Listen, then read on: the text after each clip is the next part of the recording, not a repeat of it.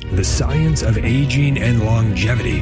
What are the best practices to help you optimize your health span and lifespan, all within the big picture of your Catholic faith? Today on The Simple Truth, a part 2 from last time, we consecrate everything to the Sacred Heart of Jesus through the Immaculate Heart of Mary and the pure strong heart of Saint Joseph.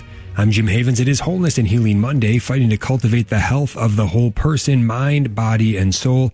With our co-host, my lovely wife, Becky Havens. Becky is a Catholic wife and mother with a passion and calling to educate people about the importance of caring for our bodies that the Lord has blessed us with by living a healthy lifestyle. She helps others to think outside the cultural norms and to be their own advocate while not falling into the many pressures of modern medicine. She's the author of Toxin Free in 12 Months, a 12-month guide to help you transition over to a toxin-free lifestyle. She also wrote a boycott list of over 600 pro-abortion companies. You can get both those resources for free and learn more at her website, safehavensmama.com. That's safehavensmama.com. Again, our disclaimer, we're not doctors, not scientists, just regular people looking to live well and raise our family. We do believe in objective truth and in asking questions when things do not make sense. We're not giving medical advice, but we do want to offer a forum here today. We know a thing or two. There's still a ton we don't know, though. And we do have some personal experiences, as do you. And we would love to hear from you during the show today. We'll put the phone number out in a little bit. We also put a morning survey out there today. We're not going to be able to get to every survey response, but we'll do our best to get as many in as we can. But it's always best to call in with any comment or question that you might have. So, Becky, as we go into this part 2 today on the science of aging and longevity, look, you're in your early 40s. How often do you think about this topic at all? Aging and longevity, health span and lifespan. Is this the first time you've thought much about it as we kind of dive into these topics as part 1, part 2 today? No, I think it's something that's, always on everybody's minds. I feel like you're kind of always thinking about longevity, like ways to stay healthy, ways to practice different diets or exercises. And I feel like I kind of ebb and flow. I've had times of different diets and different exercise programs, but really as I get older, I've kind of lacked quite a bit of discipline in these areas because you got to really be motivated and stick to it. And as you get older, it's definitely harder to keep the weight off and to, get the achieved results as you get older. It's not like it used to be. You can't just eat what you want to eat and just expect to, stay at your same weight at a certain point. Your body doesn't, work that way. And so certainly I've, looked into many things in this area, especially when it comes to women's health, because when you realize the amount of women who are getting breast cancer or different types of cancers or hormonal imbalances or thyroid issues, you kind of stop and think like those people were my age, or that's not that far off from me. And, what can I do to prevent that?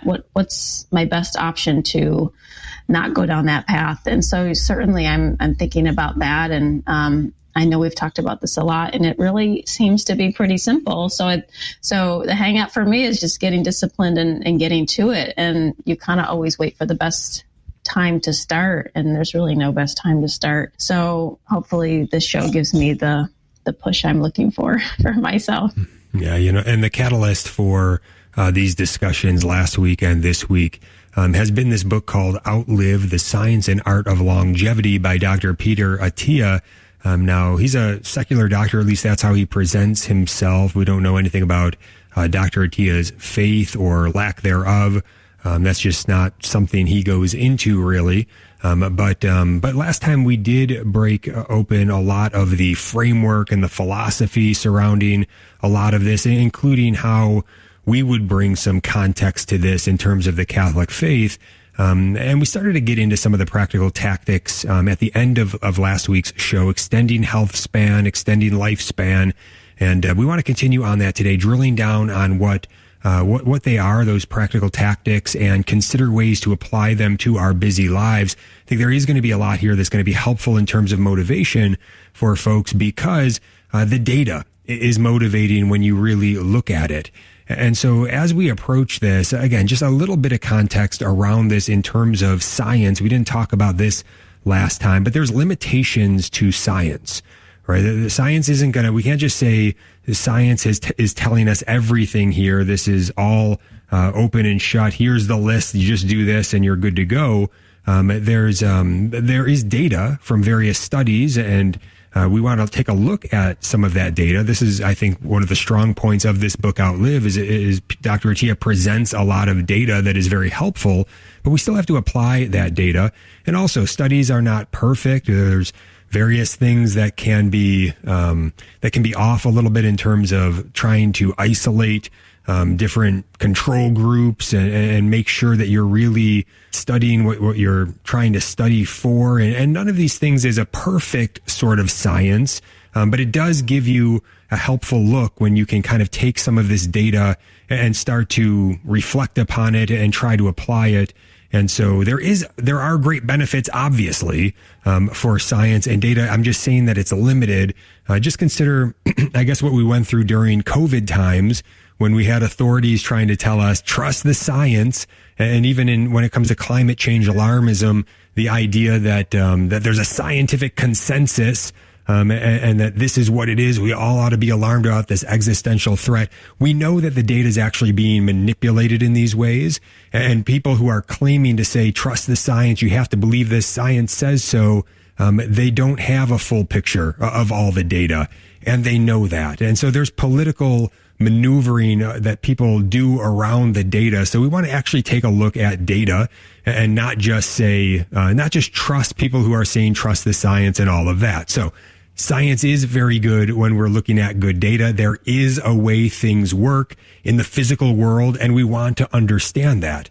And so there's also a way things work in the spiritual world. We want to understand that as well. And, theology has often been called the queen of the sciences. I think it was St. Thomas Aquinas that maybe coined that, but philosophy's also been labeled that at times.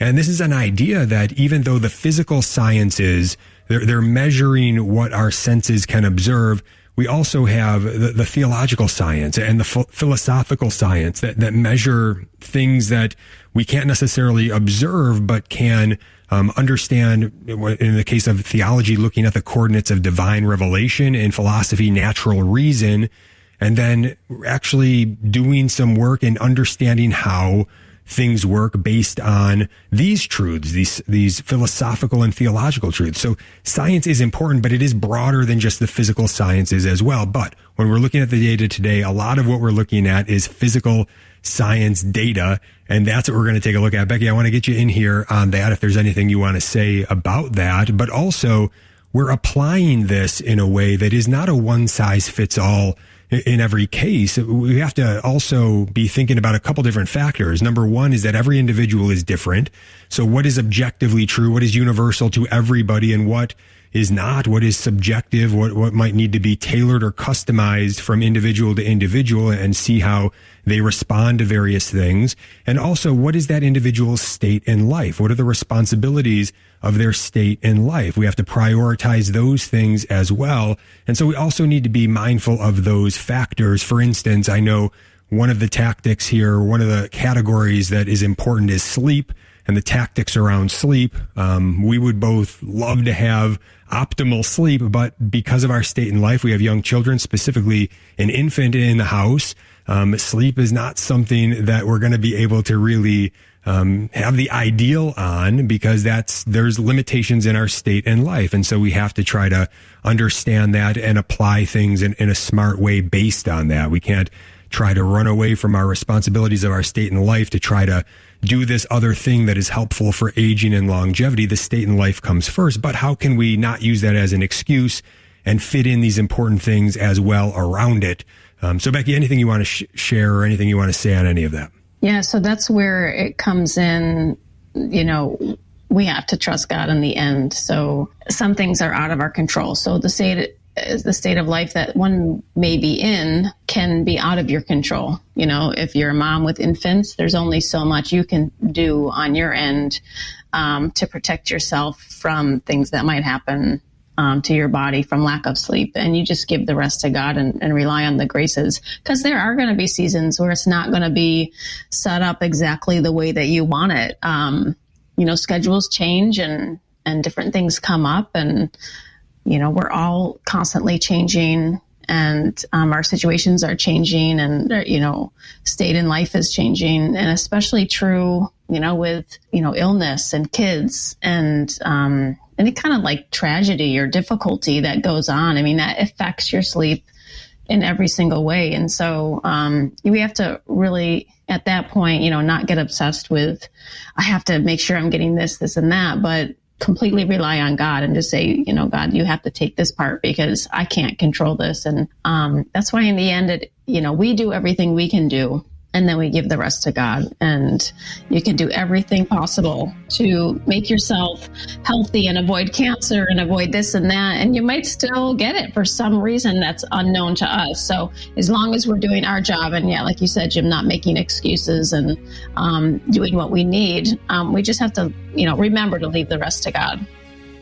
Yeah, and at the same time, on the other side of the coin there, when it comes to state in life, that's also one of the things that really drives us to want to implement better tactics when it comes to aging and longevity. We want to be around for our kids as they get older. We want to be around for potential grandchildren or even great-grandchildren, to be able to help raise them in the faith, strong in the faith, having a generational line of faith to really help them and build them up. So we want to be around if it is God's will. We want to do our part to make sure that our health span and lifespan is what it ought to be. We're going to be right back. Stay tuned. Welcome back to The Simple Truth. Jim and Becky Havens here, getting tactical today on aging and longevity.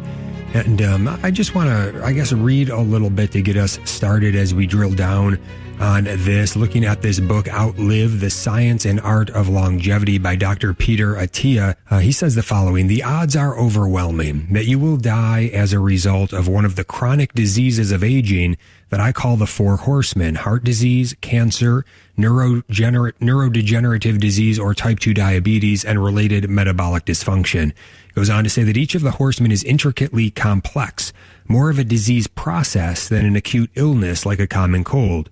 The surprise is that this is actually good news for us in a way. Each of the horsemen is cumulative, the product of multiple risk factors adding up and compounding over time. Many of these same individual risk factors, it turns out, are relatively easy to reduce or even eliminate. Even better, they share certain features or drivers in common that make them vulnerable to some of the same tactics and behavioral changes. It goes on to say that a paradigm-shifting approach to medicine, one that directs our efforts toward preventing chronic diseases and improving our health span, and doing it now rather than waiting until disease has taken hold or until our cognitive and physical function has already declined. It's not preventative medicine, it's proactive medicine. He says the horsemen do have one powerful risk factor in common, and that is age. As you grow older, the risk grows exponentially that one or more of these diseases has begun to take hold in your body. Unfortunately, there's not much we can do about our chronological age. But what do we mean by aging exactly? It's not merely the passage of time, but what is happening inside us, beneath the surface, in our organs and our cells as time passes. The actions we take to improve our health span will almost always result in a longer lifespan. This is why our tactics are largely aimed at improving health span first. The lifespan benefits will follow. He says we have 5 tactical domains that we can address in order to alter someone's health. The first is exercise, which I consider to be by far the most potent domain in terms of its impact on both lifespan and health span. Of course, exercise is not just one thing, so I break it down into its components of aerobic efficiency, maximum aerobic output, VO2 max, strength, and stability, all of which we'll discuss in more detail. Next is diet or nutrition, or as I prefer to call it, nutritional biochemistry. The third domain is sleep, which has gone underappreciated by Medicine 2.0. That's what he calls the old paradigm. He says, until relatively recently. The fourth domain encompasses a set of tools and techniques to manage and improve emotional health. Our fifth and final domain consists of the various drugs, supplements, and hormones that doctors learn about in medical school and beyond. I lump these into one bucket called exogenous molecules, meaning molecules we ingest that come from outside of the body. End of quote. So that kind of gives us a little bit of a layout here as we get into some of the tactics. And in particular, what I really want to spend some time on is drilling down on what he calls by far the most potent domain in terms of its impact on both lifespan and health span, and that is exercise. So we're going to spend some time on that. But first, in our morning survey, we did ask people about this. We said, how important do you believe that exercise is on a scale of 1 to 10, 1 being not important at all, 10 being extremely important? And believe it or not, every single person who answered the survey said 10, that exercise they believe is extremely important. Here are some examples when we asked about exercise habits that people might have. And Joe from Rentham chimed in. He said 1 hour, 2 days in a row, followed by 1 day of rest, repeat, repeat, repeat.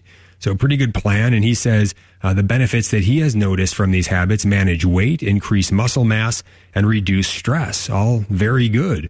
And then Katerina from Newton, Massachusetts said power walking, squats, sometimes weights. And she says, yes, I feel so much healthier in my body and mind, happier. I have so much more energy. My moods are better. And then here's one more from Anonymous. Anonymous said walking daily, squats, side to side leg lunges, stretching. And Anonymous said it helps to keep me thin. So those are some good examples, from some of our respondents. Becky, as we start to think about drilling down on the tactics of exercise, anything that jumps out to you here based on what you've heard already? Yeah, when I hear of those exercises, I start to get tired, even in my mind, thinking about it. And I think that's where I'm stuck, is that I'm always tired. We're in the phase where, we have a baby and he's up all night long, off and on all night long. And I've not really experienced that with my own children. He's a foster child and he just has different needs. And it's a new experience for me. And even in that, God provides the strength to just get like my daily activities. But when I think about, oh man, I'm going to add an exercise, I feel like it's going to make me more tired, or I feel like it's going to burn me out even more, because I'm in this state of just kind of like survival, like got to get through the night, got to get a little bit of sleep. So I'm curious. Yeah. Like, is that something that would be good for somebody? Now, I think I already know your answer, Jim. You're going to just say, go for a walk. And that's probably the best thing you could do right now. I would think that, like intense exercise could have an effect where it would maybe burn you out and, raise cortisol levels in an unhealthy way. But of course, walking, that seems like that would be good. Power walking, maybe even. So it's just getting out and doing it. I have no excuse. We live in Florida, so it's hot and it's almost never rains and it's sunny almost every day. So I can't complain about that. It's just getting out and doing it, right? So this is good for me, getting some motivation here. You have a natural sauna every time you walk out your door. And exactly. Two categories that we're thinking of as, a little spoiler alert. Well, I think we already mentioned this, and this is quite obvious, but we're going to lay out some of the data behind it. And that is that it's actually very important to have some aerobic activity. If you're not moving around much in terms of walking or running or anything like that, wherever you're at, you want to take a next step. So get out there for a walk. If you're not used to walking, if you are used to walking, maybe a little bit of a jog. We're going to get into why that's important, but also some strength training as well. Muscle mass is something that's very important, especially as we age, to maintain, because that's one of the things we lose as we age. And so we want to make sure that we're in a good shape there. Again, we'll get into the details of why that's important, which I think is really helpful, again, to motivate us when we understand these details and how important it is. But if you think about those two categories, and then you start to think of, okay, what can I do for some aerobic activity? What can I do for a little bit of strength training activity? And based on whatever you're doing now, just do a little bit more. And then once that becomes a good habit, then you just do a little bit more. I think the hardest part, though, is if you're kind of doing nothing, to go from that to just doing something very small. Because once you build that into your day, this is the time that I do this, even if it's something very small, you've gone from nothing until this. Now you have a time block where you're doing something small. Now you can build on that time block. Now you know this is the time I show up for this every day. And then you can just build from small to a little bit more, a little bit more, a little bit more. But I think the hardest part really is going from not having that time block to starting having that time block, and then making that a non-negotiable that, you're going to show up for that every day. This is your time block for exercise, and you're going to be faithful to that. I do want to give the phone number out for anybody that has any comments or questions on any of this today. 1-877-511-5483. That's 1-877-511-5483. And so, let's go back to the book and hear a little bit more here. Again, Outlive the Science and Art of Longevity by Dr. Peter Attia. And I'm not endorsing the entire book. I've not read the entire book, so I can't do that. I also think it may mention something about yoga, which we would not endorse that aspect at all, or any sort of new age practices that could be there in the book that we're not aware of. But a lot of this data is very interesting. So regarding exercise, he says that the data are unambiguous. Exercise not only delays actual death, but also prevents both cognitive and physical decline better than any other intervention. We also tend to feel better when we exercise, so it probably has some harder to measure effect on emotional health as well. He even has a whole chapter dedicated to this, which is entitled Exercise, the Most Powerful Longevity Drug. He says that more than any other tactical domain we discuss in this book, exercise has the greatest power to determine how you will live out the rest of your life. There are reams of data supporting the notion that even a fairly minimal amount of exercise can lengthen your life by several years. It delays the onset of chronic diseases pretty much across the board, but it is also amazingly effective at extending and improving health span. Not only does it reverse physical decline, which I suppose is somewhat obvious, but it can slow or reverse cognitive decline as well. It also has benefits in terms of emotional health, although those are harder to quantify. So if you adopt only one new set of habits based on reading this book, it must be in the realm of exercise. If you currently exercise, you will likely want to rethink and modify your program. And if exercise is not a part of your life at the moment, you are not alone. 77% of the U.S. population is like you. Now is the time to change that, right now. Even a little bit of daily activity is much better than nothing. Going from 0 weekly exercise to just 90 minutes per week can reduce your risk of dying from all causes by 14%. It's very hard to find a drug that can do that. He goes on to say that first, I want to spend some time exploring why exercise is so important, because I find the data around it to be so persuasive. When I share these data with my patients, they are rarely surprised by the fact that high aerobic fitness and strength are associated with longer lifespan and health span, but they are always amazed by the magnitude of the benefit. The data on exercise tell us with great clarity that the more we do, the better off we will be. Let's start with cardiorespiratory or aerobic fitness. This means how efficiently your body can deliver oxygen to your muscles and how efficiently your muscles can extract that oxygen, enabling you to run or walk or cycle or swim long distances. It also comes into play in daily life, manifesting as physical stamina. The more aerobically fit you are, the more energy you will have for whatever you enjoy doing. So we're going to get into this more in a little bit, but first I want to stop here and just see what jumps out to you so far and what's been stated, Becky. So I got my calculator out because I couldn't even figure it out in my mind. But that only means 13 minutes a day. That's pretty manageable, if you ask me. When you break it down like that, I hear 90 minutes a week and I'm like, oh, that's like, hours in a few days span. But if you do 13 minutes a day, that's actually very manageable. And I guess it could be something as simple as, like you stated, walking or some kind of fast walking or, I think most Americans, I'm hoping most Americans, that was another thing that was staggering. 77% of people do not exercise. That's very telling. That's why, we have the disease numbers that we do here. And why, when COVID came, one of the main risk factors was obesity. So 77% of people likely had some type of, issue because they're not exercising. So yeah, that's pretty sad, actually, that, I say that because I'm one of those 77%. I'm not exercising daily. I'm active, so does that count? If you're just active, if I put a stepometer on me all day, I have a feeling I would be taking a lot of steps, but maybe that's not enough. Maybe you need to set the time aside, like you're saying, Jim. So that's my spot. That's my time to exercise just for me. And then the other stuff is just great. That's the bonus. You get a little bit of extra here and there, right? Yeah, and you can think of it like the time that you spend in the dedicated exercise portion that's going to actually help you in those other times to have more stamina, to be able to do those responsibilities, and for it not to be as taxing for you. And that's really one of the main benefits of all of this in terms of health span immediately, how that really helps you now. So we're going to get into what is VO2 max, as well as what is zone 2 aerobic training. This is really where the most effective gains are to be found, and it's not as difficult as you might think. So we're going to get into this when we get back. Stay tuned.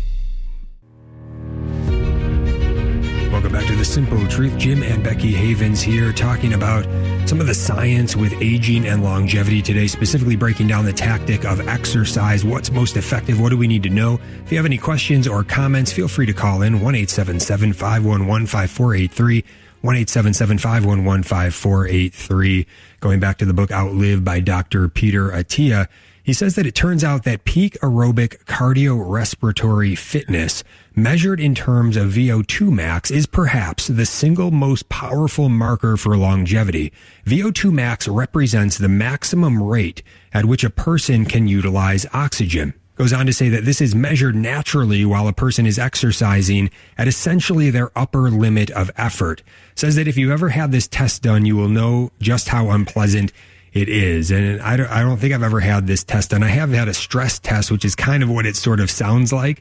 I'm not sure if they measure the VO2 max in that. I don't remember getting a determination on that, but I do have a watch that I wear when I run, and it does give me a resulting VO2 max. I just don't know how accurate that is based on just wearing a wristwatch, so not really sure. But he goes on to say here that the more oxygen your body is able to use, the higher your VO2 max. So this is a number we want to be aware of if we can. Now, there'd be a lot more to research here about how you can measure this accurately and effectively, and then what that measurement would mean. But for our purposes here, we just want to understand that this is a marker that is very important, that is telling us how important aerobic exercise is. And to understand it a little bit more, he says that VO2 max is typically expressed in terms of the volume of oxygen a person can use per kilogram of body weight per minute. This number is not just relevant to athletes. It turns out to be highly correlated with longevity. A 2018 study in JAMA that followed more than 120,000 people found that the higher the VO2 max measured via a treadmill test was associated with lower mortality across the board. The fittest people had the lowest mortality rates by a surprising margin. Consider this. A person who smokes has a 40% greater risk of all-cause mortality. That is, risk of dying at any moment, than someone who does not smoke, representing a hazard ratio of 1.4. This study found that someone of below average VO2 max for their age and sex, that is between the 25th and 50th percentiles, is at double the risk of all-cause mortality compared to someone in the top quartile, 75th to 97.6th percentiles. Thus, poor cardiorespiratory fitness carries a greater relative risk of death than smoking.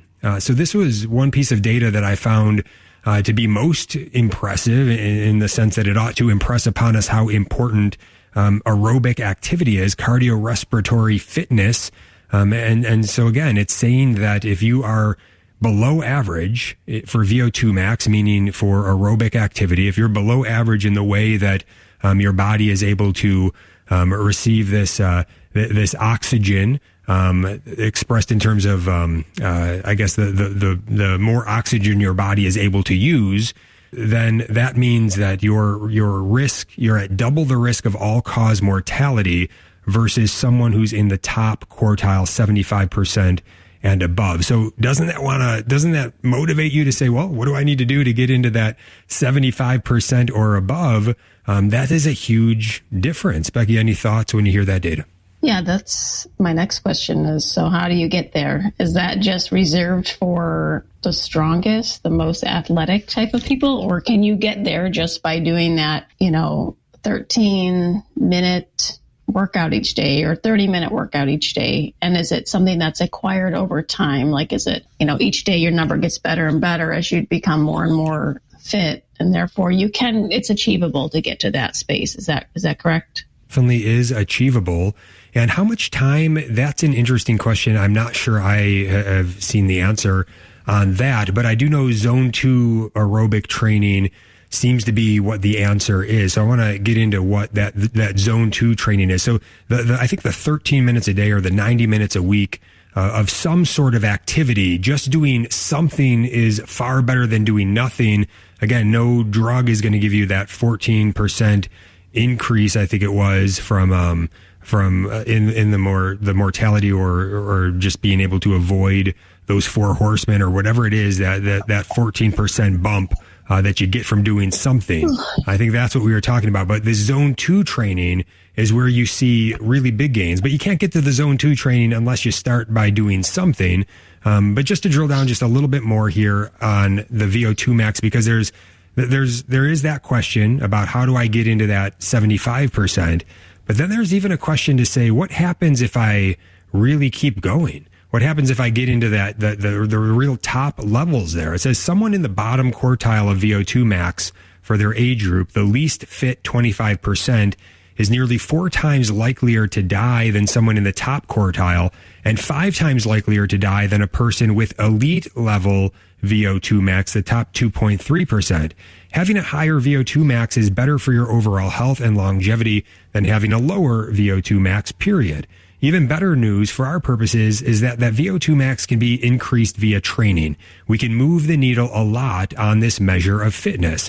He says that muscle may be almost as powerfully correlated with living longer. So here he gets into the strength training some, and then we'll loop back around to that zone 2 training, that aerobic training. But he says muscle may be almost as powerful correlated with living longer. A 10-year observational study of roughly 4,500 subjects aged 50 and older found that those with low muscle mass were 40 to 50% greater risk of mortality than controls over the study period. Further analysis revealed that it's not the mere muscle mass that matters, but the strength of those muscles, their ability to generate force. It's not enough to build up big pecs or biceps in the gym. Those muscles also have to be strong.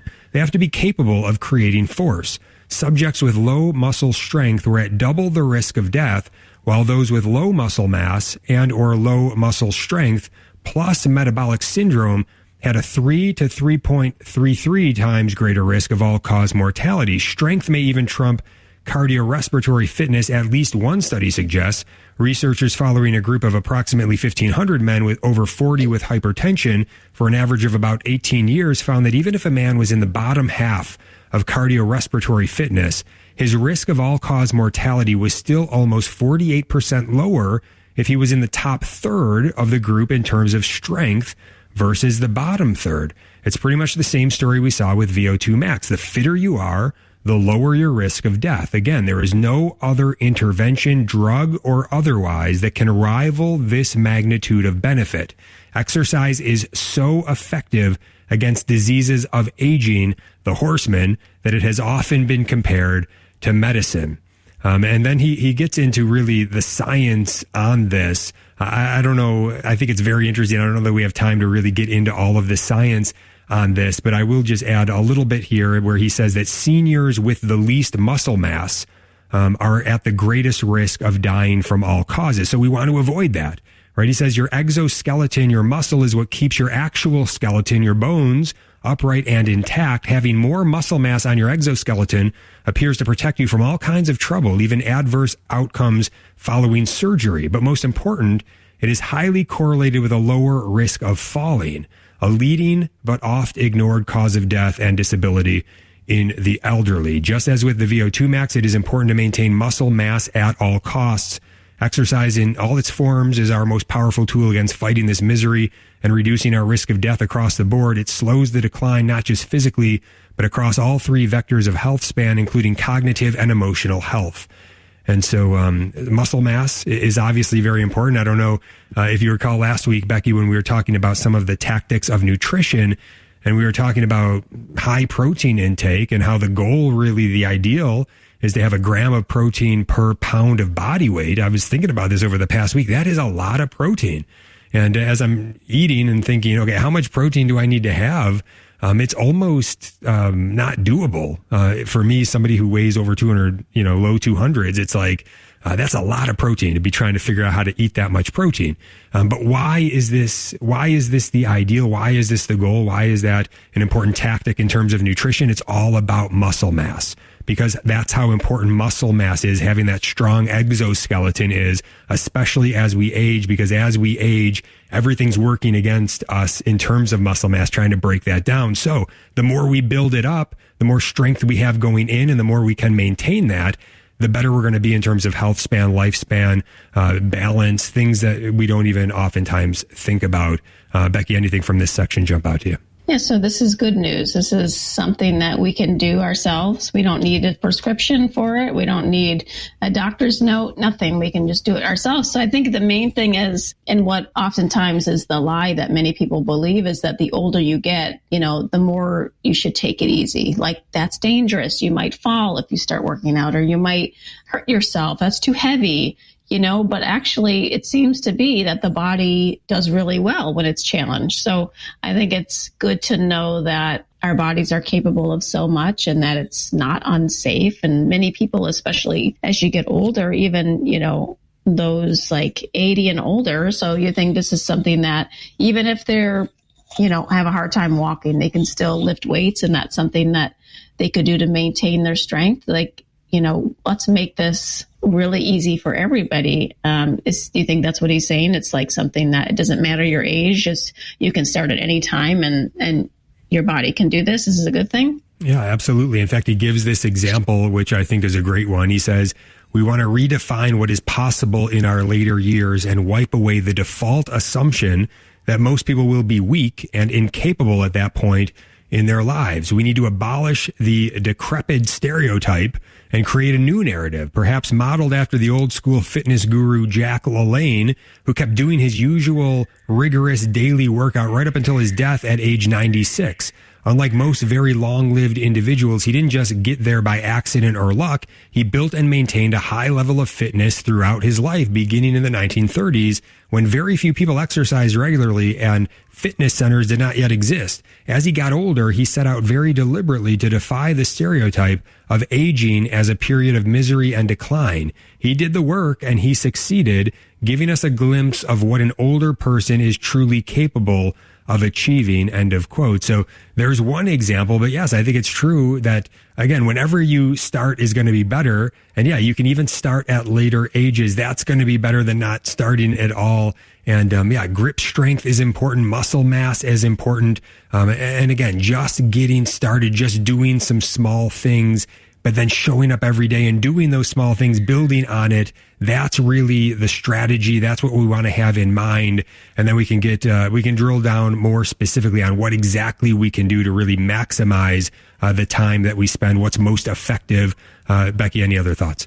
Yeah, no, I think it's slowly convincing me to make a move in my personal life, because it's really difficult to make that time. Although once you're in that habit, I think it's probably very easy to maintain. I like how you say that you can build on it. So start simple, build on that each day, little by little. It can gradually go into something more in depth. But I think we get like caught up like, oh my goodness, I can't just start like 45 minutes a day. I've done that. And you're like sore and you're drained and you're like, oh, this is not doable. You know what I mean? When you have to take care of 6 kids or whatnot. So it's good to know you can just slowly work at it and get more and more fit as time goes on, and then just maintain that your entire life. It should be just not like, okay, I'm going to do this for 3 months, but part of your lifestyle, right? Yeah. And one of the tools he uses to help people to really get motivated and to really use their minds, wrap their minds around this and get their minds really working for them in terms of motivation and being excited about this, is to think about what you want your life to be like in your later years. Imagine you're in your 70s, 80s, 90s. What do you want to be able to do? How do you envision yourself? Do you want to be in your 90s and be capable of picking up a grandchild or a great-grandchild and holding them?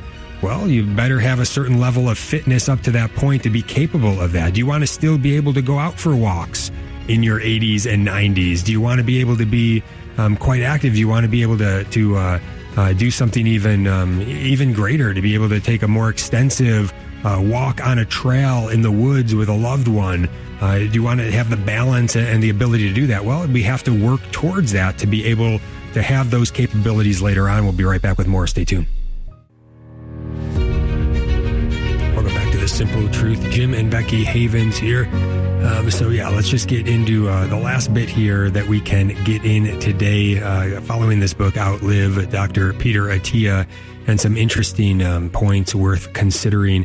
He says this, when we're talking about basically when it comes to exercise, really getting very specific, it's cardio, it's strength training, and it's stability, right? So again, have those categories in mind, some aerobic training, cardio, strength training, and stability. So even just think about how you can work on your balance, and just doing some small things working on your balance is helpful, right? So to have these goals to make sure you have good balance, to have these goals to make sure you've got good strength, good muscle mass, that you have good force in your muscles. You can push and pull things with some good force, and that you also have this good respiratory condition, and you want to ramp these things up as we go. So again, we got to show up, we got to start off, and then we can ramp them up as we go. To think of yourself in the future in a way that, you know what, I can really, I can see great results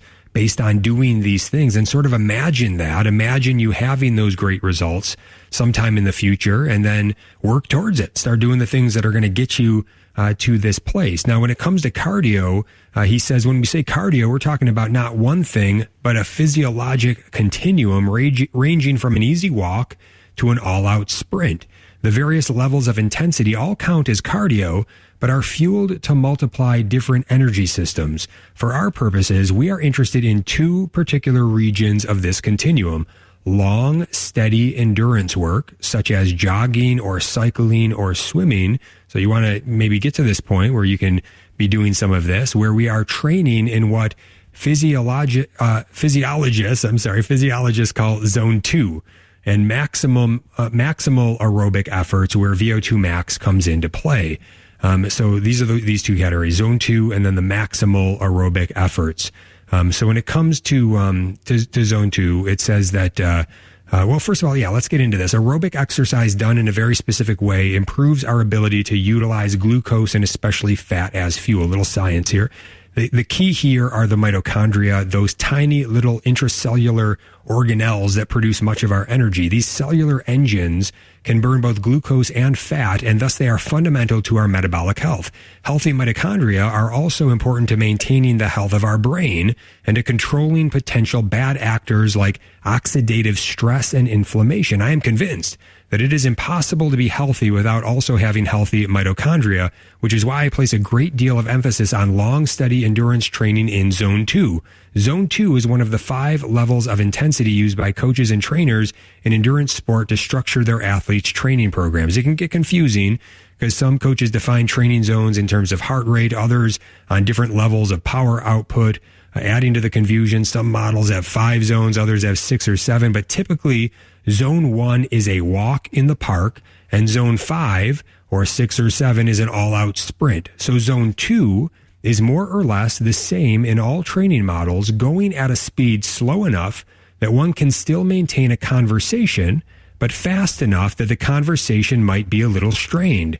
It translates to aerobic activity at a pace somewhere between easy and moderate. So I think this would be good news for people, right? This doesn't mean you have to be doing such high intensity work. In fact, Zone 2 is very, very important for this healthy mitochondria, right? And so it's not the easiest walk, but you're still able to have a conversation, but it's a little bit strained, right? So for someone just starting off, this would be just a little bit of a faster walk. And the great thing about this is that once you get good at that, then you'd want to take it to the next level. You'd have to take it to the next level to to stay in zone 2. No longer would a fast walk get you to zone 2. You're able to carry on a conversation easily without any discomfort.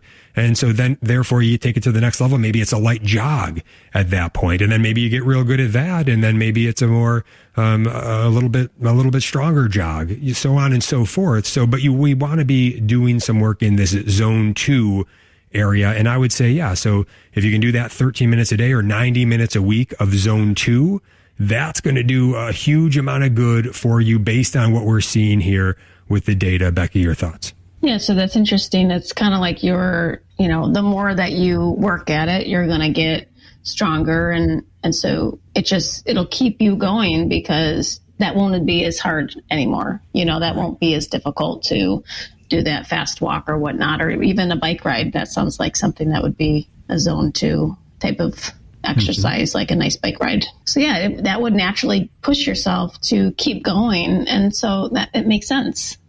But that's kind of just start here and you'll just keep going more and more because your body will respond and it won't be such a challenge. And yeah, that makes sense. Mm-hmm. Yeah. And then what's also going to help with that VO2 max is to mix in once in a while a little high intensity interval training to improve the cardiovascular health and endurance. So that would be some sort of like interval training where you're doing a sprint for a short amount of time and then you walk for a little bit.